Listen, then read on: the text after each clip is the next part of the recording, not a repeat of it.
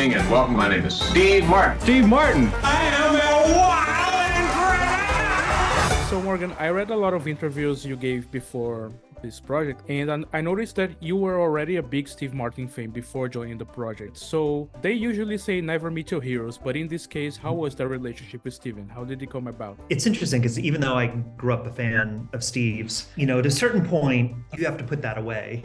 Obviously I'm not, I don't want to go into it just as a fan, but also when you meet somebody, you're just trying to meet them as a person. And Steve is such a different person now from who he was back then. How I started this project was showing up with a tape recorder many days and just spending hours just having a conversation and recording it. It is something that becomes intimate in that way, which is what I like about it, as opposed to just showing up with cameras the first day and where there's always kind of a tension there. And I feel like this process was very important, knowing that Steve had been protective and private in the past. I think gradually he grew to have more and more trust in me and opened up more and more, including starting to give me his diaries from the 70s and things like that, which was great. He is quite extraordinary.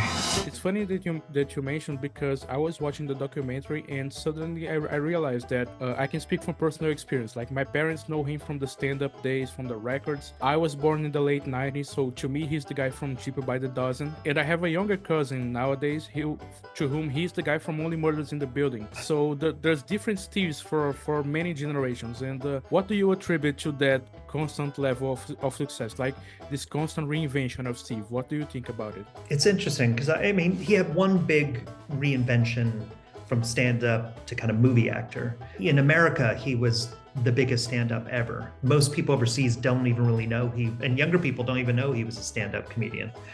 He was just an actor. But I think the movie choices he's made have been movies that are funny, but also they have some weight to them. I think about movies like Planes, Trains, and Automobiles, or Roxanne, or Father of the Bride, or these films that people keep watching. But I know different people have a different relationship with him, which I think is going to be really interesting. I'm interested to see how people that only know this much of Steve suddenly see all these other parts of it. This guy was getting people so happy. You guys have a lot of famous people on the trail, like Tina Fey, Jerry Seinfeld, a lot of famous people. So I'm guessing really a lot of people want to talk about Steve, have good memories of Steve. So how did you guys decided, okay, let's bring this guy? How was that decision process, like with the guests? Yeah, it's interesting. I actually didn't interview that many people. Comedians who are, in their 40s or 50s or even later, grew up with Steve.